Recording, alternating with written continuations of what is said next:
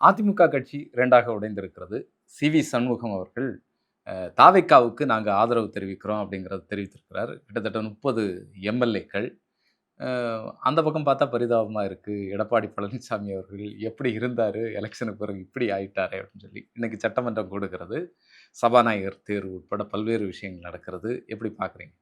ரொம்ப முக்கியமான ஒரு டெவலப்மெண்ட். எடப்பாடி பழனிசாமி அவர்களுக்கு இன்றைக்கு பிறந்த நாள். இன்னைக்கு தான் கட்சி உடைகிற அந்த அதிகாரப்பூர்வ அறிவிப்பையும் இன்னொரு தரப்பு அறிவித்திருக்கிறது அப்படிங்கிறது கொஞ்சம் வருத்தமானதாகத்தான் அவருடைய ஆதரவாளர்களுக்கு இருந்திருக்கும். நேரடியாக இன்னைக்கு சட்டமன்றத்தில் சபாநாயகரும் அதை செஞ்சு விட்டுட்டாரு. ஒவ்வொரு கட்சியிலிருந்தும் கட்சியினுடைய தலைவர் யாரோ சட்டமன்ற குழு தலைவர் அவர் பேச மட்டும்தான் வாய்ப்பு. சபாநாயகர் தேர்வு முடிஞ்சு எடப்பாடி பழனிசாமிக்கு அந்த வாய்ப்பை அளிக்கிறார்கள். அவர் பேசும்போதே வேலுமணி கை தூக்குறாரு, நீங்களும் அடுத்து பேசுங்க அப்படின்னா 2 தரப்பாக உடைந்திருப்பதை சபாநாயகர் அங்கீகரித்திருக்கிறார் என்பதை நம்ம கவனிக்க வேண்டியிருக்கு. அதிமுக அதிகாரப்பூர்வமாக இன்னைக்கு உள்ள போறதுக்கு முன்னாடி எஸ்பி வேலுமணியும் சி.வி. சண்முகம் கொடுத்த பிரஸ் மீட் பல விஷயங்களை பொதுவெளியில் போட்டு உடைத்திருக்கிறது. நேரடியாக அவங்க வரக்கூடியது எடப்பாடி பழனிசாமி திமுகவுடன் பேசியதனால்தான் நாங்கள் அவரை எதிர்த்து விலக வேண்டிய சூழல் வந்திருக்கு. எடப்பாடி பழனிசாமி எங்களை கூப்பிடுறாரு, கூப்பிட்டு திமுக ஆதரவு அளிக்கிறாங்க, நான் முதலமைச்சர் ஆகிறேன், நீங்க எல்லாம் அமைச்சர் அப்படின்னாரு. எங்களுக்கு அதுல உடன்பாடு இல்லை. நம்ம எந்த திமுகவை எதிர்த்து ஆரம்பிக்கப்பட்ட கட்சி, இதை கொண்டு போய் நீங்க எப்படி வைக்கலாம் அப்படின்னு நாங்க எதிர்த்தோம். எம்எல்ஏக்கள் நாங்க அதுக்கு ஒத்துக்கவே இல்லை. அதனால இந்த சண்டையே எங்களுக்குள்ள முரணே அங்கதான் வந்தது. சண்டை கூட இல்லை.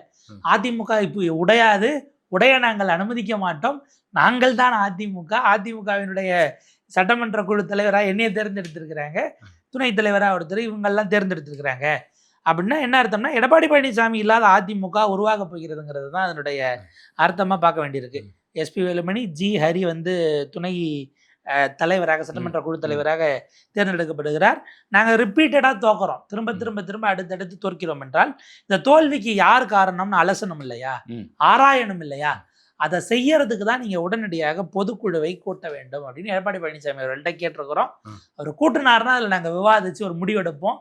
மீண்டும் இந்த இயக்கம் புத்துணர்ச்சி வர, உயிர் வர என்ன பண்ணணுமோ அதெல்லாம் நாங்கள் செய்வோம். நாங்கள் ஒற்றுமையாக தான் இருக்கோம், எங்களுக்குள்ள சண்டை இல்லை, ஆனால் நாங்கள் பிரிஞ்சிருக்கோம் அப்படிங்கிறது. அதிமுகவை பிரிக்கிற நோக்கம் எங்களுக்கு அல்ல. அதிமுக தான் எங்களுடைய உயிர், அதிமுகவினுடைய வளர்ச்சி தான் எங்களுடைய எதிர்காலம். தொண்டனை சமாதானப்படுத்தணும்ல. இங்க திமுக எதிர்ப்பு பேசினா தானே அங்க நிக்க முடியும். நீங்க ஏன் பிரிஞ்சீர்கள் அப்படின்னு கேட்டா திமுக பேசினாங்க அப்படிங்கிறது காரணமாக வச்சா அதனுடைய நிமித்தமாக தொண்டர்களுடைய ஆதரவு இவங்களுக்கு கிடைக்கும் அப்படிங்கிறது தான் இன்னொரு பார்வையாக கூட நம்ம பார்க்கலாம். அதாவது அதிமுகவை கொண்டு போய் திமுக நாளைக்கு பொலிட்டிக்கலே அவங்க அந்த ஸ்டாண்டுக்கு தான் வருவாங்க. அதிமுகவை அடமானம் வைக்க பார்த்தவர்களிடமிருந்து நாங்கள் கட்சியை மீட்டு விட்டோங்கிறது அவங்களுடைய குரலாக இருக்கும். நம்ம கண்டிப்பா இல்ல. முதல்ல இந்த எலெக்ஷன் முடிஞ்ச பிறகு தாவேக்காவுக்கு பெரும்பான்மை இல்லை, இவங்க லீமா ரோஸ் பேட்டி கொடுக்குறாங்க, நாங்க தாவேக்காவோடு போவதற்கு தயாராக இருக்கிறோம், பேசிக்கொண்டிருக்கிறோம். எடப்பாடியார் முதலமைச்சராக வேற சொன்னாங்க. சி.வி. சண்முகம் இந்த குழு ஒரு மூவ் நடத்திட்டு இருக்குது அப்படின்னு பேசப்பட்டது. அப்ப இதெல்லாம் எப்படி பார்க்கறது? அதிமுக காப்பாற்றப்பட வேண்டும், தொண்டர்கள் காப்பாற்றப்பட வேண்டும், பொதுக்குழுவை விரைந்து கூட்ட வேண்டும். இதுதான் அவங்க வச்சிருக்கக்கூடிய 3 டிமாண்ட். இதுல பாத்தீங்கன்னா அடுத்து மிக முக்கியமானது, கூட்டணி முறிந்ததை அறிவிக்கிறார் சி.வி. சண்முகம். அதிமுக தலைமையிலான என்டிஏ கூட்டணி, தேசிய ஜனநாயக கூட்டணி இந்த தேர்தலில் படுதோல்வியை சந்தித்திருக்கிற சூழல்ல தாவேக்காவுக்கு ஆதரவாகத்தான் தமிழ்நாட்டு மக்கள் வாக்களித்திருக்கிறார்கள். சரி, மக்களின் தீர்ப்பை நாங்கள் ஏற்கிறோம். அதிமுக யாரோடும் தேர்தலுக்கு பிறகு இப்போது கூட்டணியில் இல்லை. சரி, இல்ல மக்கள் இதை ஏற்கிறாங்க, ஆனா ஆதரவு கொடுக்கறாங்க. ஆதரவு கொடுக்க மக்கள் சொன்னாங்க தாவேக்காவுக்கு எதிராக தானே உங்களுக்கு ஓட்டு போட்டாங்க. மக்கள் ஓட்டு போட்டதுனால பாஜக கூட நாங்க இருந்தது அவங்க அங்கீகரிக்கல, முடிஞ்சு போச்சு. அதுதான் நாங்க புரிஞ்சுக்கிறோம். எனவே அந்த கூட்டணி முறிந்தது. தேசிய ஜனநாயக கூட்டணியிலிருந்து விலகி நாங்கள் தாவேக்கா அரசுக்கு ஆதரவு அளிக்கிறோம். ஏன்னா மக்கள் இவங்கள தான் பெருவாரியானவங்க, நாங்க வாங்கினதோட அதிக பேர். உங்களுக்கு கொஞ்சம் பேர் ஓட்டு போட்டிருக்காங்கல்ல, அவங்க என்ன நினைப்புல ஓட்டு போட்டாங்க? தாவேக்கா வரணும்னு உங்களுக்கு ஓட்டு போட்டாங்களா? தாவேக்காவை ஆதரிக்க மாட்டோம் நாங்க தேர்தலில் சொன்னோமா? தாவேக்காவை ஆட்சி அமைக்க விட மாட்டோம்னு நாங்க சொல்லி ஓட்டு கேட்டோமா? அவரு கேட்டாரு, எங்களா ஆதாரம் இருக்கா, வீடியோ ஆதாரம் இருந்தா வெளியிடுங்க பார்ப்போம், ஏதாவது இருந்தா வெளியிடுங்க, நல்லா இருக்கு. தாவேக்கா ஆட்சி அமைஞ்சா நாங்க ஆதரவு அளிக்க மாட்டோம்னு சொல்லி ஓட்டு கேட்டு வந்திருந்தாங்கன்னா நீங்க பேசலாம். இல்ல திமுக ஒரு முயற்சி செய்யும் போது நாங்க ஆதரவு அளிக்க மாட்டோம் அப்படின்னு சொல்லி எங்கேயாவது சொல்லியிருக்காங்களா எலெக்ஷன் நேரத்துல? இதை எடப்பாடி பழனிசாமி கேட்பாரு. நீங்க அப்படி நம்ம அவசரப்பட்டு முந்திக்க வேண்டாம். அவர் அடுத்து அது இப்ப இதெல்லாம் என்னன்னா இப்ப எடப்பாடி தமிழ்நாட்டை பழனிசாமி காப்பாத்துறதுக்கு நாங்க ஒன்றிணைய தயாராக இருந்தோம். தமிழ்நாடு தான் முக்கியம், மக்கள் தான் முக்கியம், சனாதன சக்திகள் இங்க வேறுன்ற கூடாது. யாரு அதுக்காக சனாதன சக்தி? இல்ல அவங்களோட கூட்டணியில இருந்த யாரையாச்சும் சொல்றீங்களா? புரிஞ்சுக்கிறதுக்காக கேட்டேன். சனாதன சக்தி யாருன்னு அப்புறம் நாளைக்கு அவங்களுக்கு தெளிவா கேட்கணும்ல கேள்வி. இப்போ இப்படியான ஒரு முயற்சிக்கு தான் வந்துட்டாங்க. ஸோ பிளவு என்பது அதிகாரப்பூர்வமாக அறிவிக்கப்பட்டது. இதற்கு நடுவில் இன்றைக்கு சட்டப்பேரவை முடிந்து முன்னாள் எதிர்க்கட்சி தலைவர் முன்னாள் முதலமைச்சர் திரு எடப்பாடி பழனிசாமி அவர்களை முதல்வர் விஜய் சந்திக்கிறார் அப்படின்னு ஒரு செய்தி ஓடிக்கிட்டு இருக்கு. இதுக்கு முன்னாடி இருந்தவர் அப்படிங்கிற வகையில் வாய்ப்பு கிடைத்தால் நயினார் நாகேந்திரனையும் சந்திப்பார்னு ஒரு ஸ்பெகுலேஷன் இருக்கு. நடக்கலாம். நேற்று போனதனுடைய அடுத்த கர்டசி விசிட்டில் அது இருக்கலாம். ஆனால் சபாநாயகர் இன்னைக்கு ஜேசிடி அவர்கள் ஒரு மனதாக தேர்ந்தெடுக்கப்படுறாரு. ஒரு பக்கம் அவைத்தலைவர் திரு செங்கோட்டையன் அவர்களும் கேஎஸும், இந்த பக்கம் எதிர்க்கட்சி தலைவர் உதயநிதி ஸ்டாலினும் போய் அவரை ஆளுக்கு ஒரு கரத்தை பற்றி கொண்டு போய் அங்கே இருக்கையில் உட்கார வைக்கிறாங்க. கடந்த காலத்தில் 89 நினைக்கிறேன் அம்மையார் ஜெயலலிதாவும் கலைஞர் அவர்களும் 89 தேர்தலுக்கு பிறகு அன்றைய சபாநாயகரை கொண்டு போய் அவங்க 2 பேரும் இருக்கையில் அமர வச்சது அப்படிங்கிறது. அதுக்கு பிறகு பல காலங்களில் அது முகத்துக்கு முகம் பார்க்காம போனதெல்லாம் நடந்ததுனால அது பேர் விதமாக போயிடுச்சு. நடுவில் ஏதாவது ஒரு முறை நடந்திருக்கலாம். பட் அதை தாண்டி இப்போதான் அந்த விஷயம் அப்படிங்கிறது நடந்திருக்கு. உட்கார்ந்ததும் ஜேசிடி பிரபாகர் அவர்கள் உட்கார்ந்த பிறகு ஒவ்வொரு கட்சியினுடைய அந்த குழு தலைவராக 4 எம்எல்ஏ 3 எம்எல்ஏனா ஒருத்தர் வந்திருப்பார் இல்லையா, அவங்கெல்லாம் எப்பயுமே எது வருதுனாலும் சட்டமன்ற குழு தலைவர்கள் தான் ஓப்பனிங் ரிமார்க்ஸ் கொடுக்கணும். அப்படி தொடங்குகிறார்கள். பிரேமலதா அவர்கள் பேசுறாங்க, சௌமியா அன்புமணி பேசுறாங்க, பாஜகவினுடைய திரு போஜராஜன் ஒரே எம்எல்ஏ தானாலும் அவர் தான் அங்க சட்டமன்ற குழு தலைவர். பிரேமலதா அவர்களும் சட்டமன்ற குழு தலைவர் தான். ஒரு எம்எல்ஏனாலும் சட்டமன்ற குழு தலைவர் அவங்க தானே. இதுல காங்கிரஸ்ல இவங்க இருக்கிறாங்க, ராஜேஷ்குமார் அவர்கள் கில்லி ஒரு எம்எல்ஏ, அவர் இது பண்றாரு. விசிகாவை பொறுத்த வரைக்கும் ஒரு வன்னியரசு அவர்கள், ஐ திங்க் அவர் தலி ராமச்சந்திரன் சிபிஐக்கு அங்க பேசியிருக்காரு. ஸோ இப்படியாக எல்லாரினுடைய தலைவர்களும் உதயநிதி ஸ்டாலின் அவர்களும் சபாநாயகர் இது பண்ணி வர வாழ்த்தி சபையை நீங்க இப்படி நடத்தணும் அப்படிங்கிற மாதிரியான விஷயங்களை முன்வைக்கிறாங்க. ஸோ இது ஒரு வழக்கமான மரபுனாலும் ஒவ்வொரு கட்சியினுடைய தலைவர்னும் போது அதிமுகவுக்கு டிஃபால்ட்டாக முதல்ல லெட்டர் கொடுத்தது எடப்பாடி பழனிசாமி. அப்படிதான் நீங்க பேசுங்க அப்படின்னும் போது அவர் பேசிக்கிட்டு இருக்கும்போது வேலுமணி சீட்டிங் அரேஞ்ச்மெண்ட்டும் ஃபர்ஸ்ட் ரோலே இவருக்கும் போட்டுட்டு, ஐ திங்க் பக்கத்தில் ஓஎஸ் மணியன் அவர்கள் இருக்கார், அவர் தான் துணைத் தலைவர் நினைக்கிறாங்க எடப்பாடி அணிக்கு. அதுக்கு தள்ளி இவங்க 2 பேரை உட்கார வச்சுருக்கிறாங்க.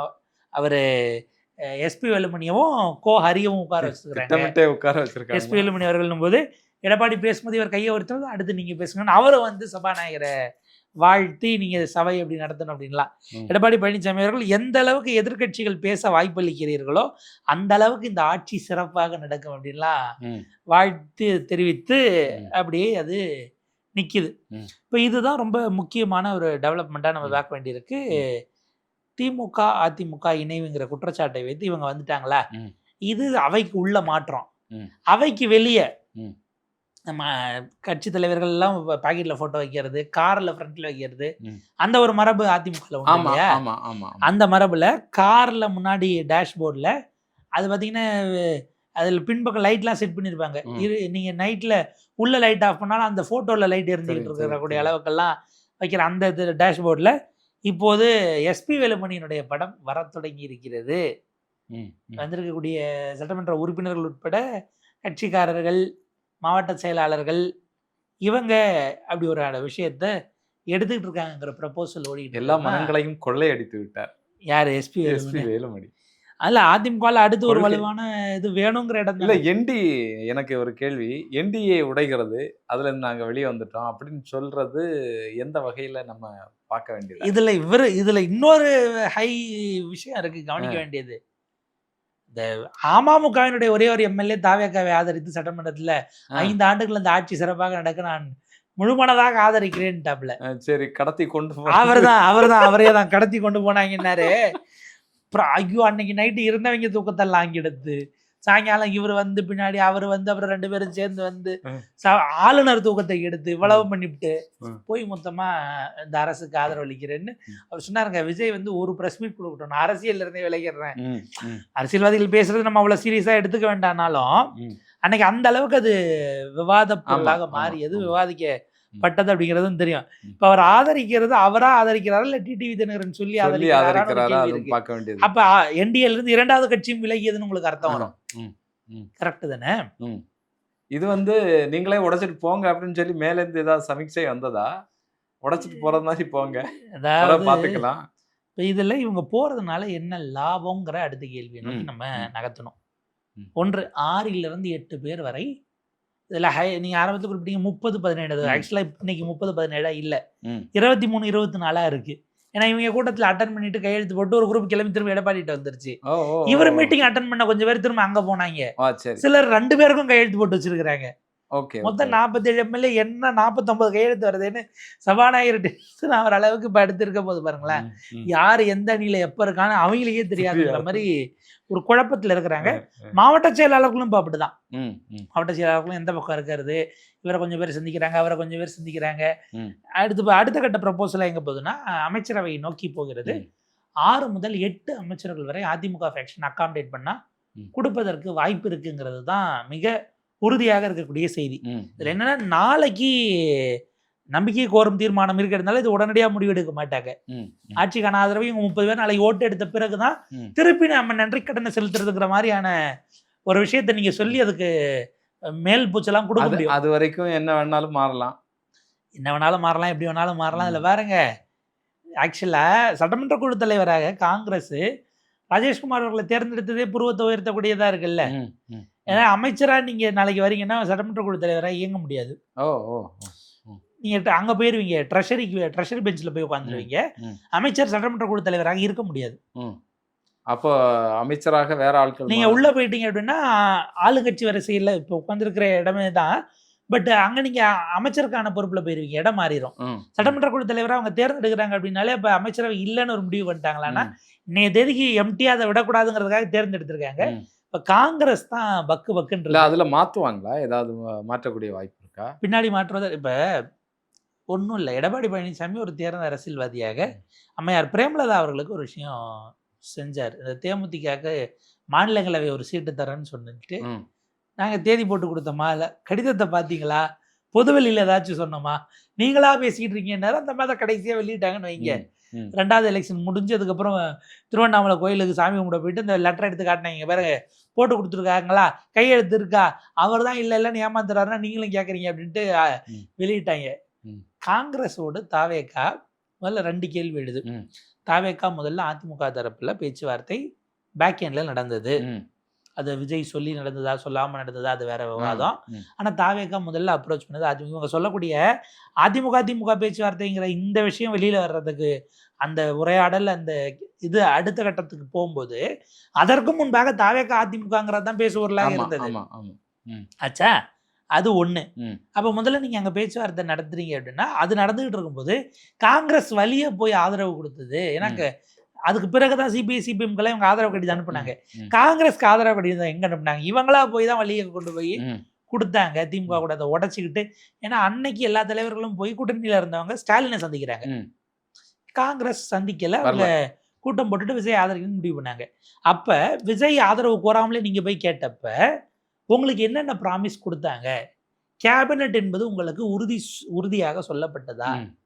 இல்ல அப்படி சொல்லலைன்னா நாங்க ஏன் சொல்லாததை கொடுக்கணும்னு கேட்கலாம். அதுதானே இவர்களுடைய முக்கியமான கோரிக்கையா இருந்தது.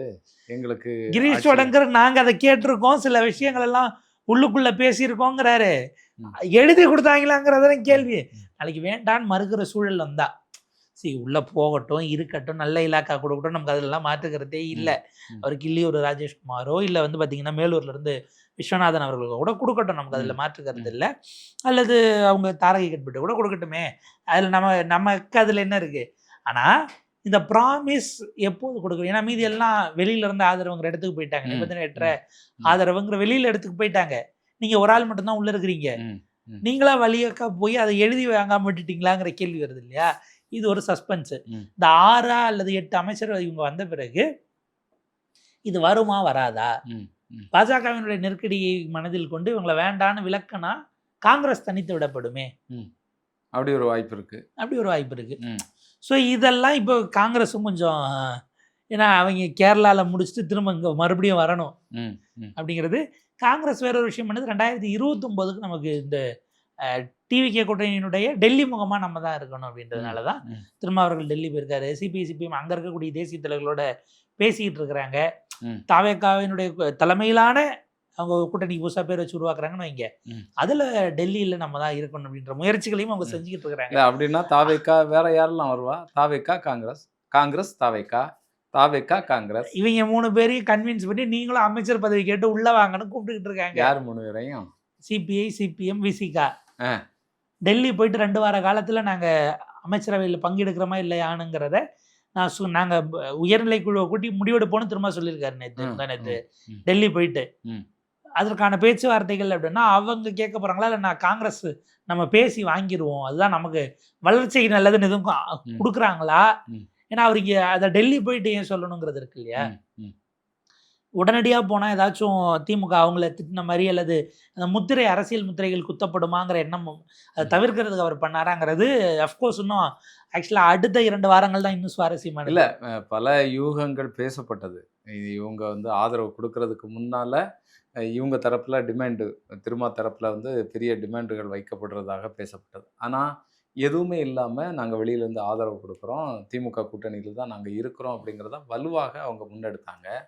இந்த நேரத்தில் மறுபடியும் உள்ளால போகிறதுக்கான முயற்சி செய்வாங்களா அப்படிங்கிறதே மிகப்பெரிய. முந்தின நாள் சொல்லாமல் கொள்ளாமல் போன காங்கிரஸ் மீது என்னென்ன விமர்சனங்களை வைக்கப்பட்டதுன்னு பார்த்தாங்க. அந்த விளைவுகளை தவிர்ப்பதற்கு ஆறப்போடுவதாகவும் அதை எடுத்துக்கலாம். நீங்கள் அரசியல் அப்படிலாம் யாருக்கும் ஒரு ஃப்ரீ பாஸ் கொடுத்துட வேண்டாம். அரசியல்வாதிகளே அவர்கள் யோசித்திருக்கிறார்களே நம்ம வச்சுக்கலாம். அவங்கள அனுப்பி நம்ம வெளில வரணும்னு அவங்களும் நீங்களா போங்க நாங்கள் அனுப்ப மாட்டோம் இவங்களும் கூட பார்த்துட்டு இருக்கலாம். உரிய தருணத்தை எதிர்பார்த்து காத்திருக்கலாம். ஸோ அப்படியான ஒரு ஃப்ரீ பாஸை நீங்கள் யாருக்கும் கொடுத்துட வேண்டாங்கிறது அடிப்படையில் அவர்கள் அரசியல்வாதிகள். அவங்களுக்கு இப்போ ஆக்சுவலாக இப்போ நேற்றுக்கு அந்த 4 தொழிலாளர் நல சட்டங்களையும் மோடி அரசு கொண்டு வந்துருச்சு, அதை நோட்டிஃபை பண்ணிட்டாங்க. இப்போ சிபிஐ சிபிஎம் ஆக்சுவலாக தெருவில் இறங்கி போராட வேண்டிய நேரம் இது. அவங்க என்ன செய்கிறாங்க அப்படிங்கிறத நம்ம பார்க்கணும். சிபிஐ சிபிஎம் மட்டுமல்ல, தொழிலாளர் நலன் சார்ந்து இருக்கக்கூடிய அமைப்புகள், உரிமைக்காக போராடக்கூடிய எல்லோருமே தெருவுக்கு வர வேண்டி இருக்கிறது, அதை எதிர்க்க வேண்டிய தேவை இருக்கிறது. அது அவங்க எப்படி எடுக்கிறாங்க, அடுத்தடுத்து அரசியலாக அது எப்படி பரிணமிக்கிறதுங்கிறத நம்ம பார்க்கணும். தமிழ்நாடு சட்டமன்றம் ஒரு சுவாரஸ்யமான இடத்தை நோக்கி நகர்ந்து இருக்கிறது. அதிமுகவினுடைய எதிர்காலம் பாருங்க, அவங்க ஆளுங்கட்சியாக இருந்தப்ப சிக்கல் இல்லை. போன 5 வருஷம் அதிமுக அடுத்து என்ன, ஓபிஎஸ், இபிஎஸ், சசிகலா, டிடிவி, புகழேந்தின்னு இவ்வளவு சிக்கல்கள் ஓடுச்சு. இப்போ அவங்க ஆளுங்கட்சியாகவும் இல்லை, எதிர்கட்சியாகவும் இல்லை, 3வது பெரிய கட்சியாக வந்துருக்கிறாங்க. இப்போவும் திரும்ப அதே சிக்கல்லாம் அதிமுக தொண்டர்கள் உள்ளபடியே பரிதாபமான நிலையில் தான் இருக்கிறாங்க. வழியோட பார்த்துட்டு இருக்கிறாங்க அவங்க உருவாக்க இயக்கம் இப்படி இருக்கேன்னு. அது யார் முடிவெடுக்க போறா, ஒரு ஒற்றை குரல் நோக்கி ஒலிக்குதா அப்படிங்கிறதெல்லாம் நம்ம பொறுத்திருந்து தான் பார்க்கணும்.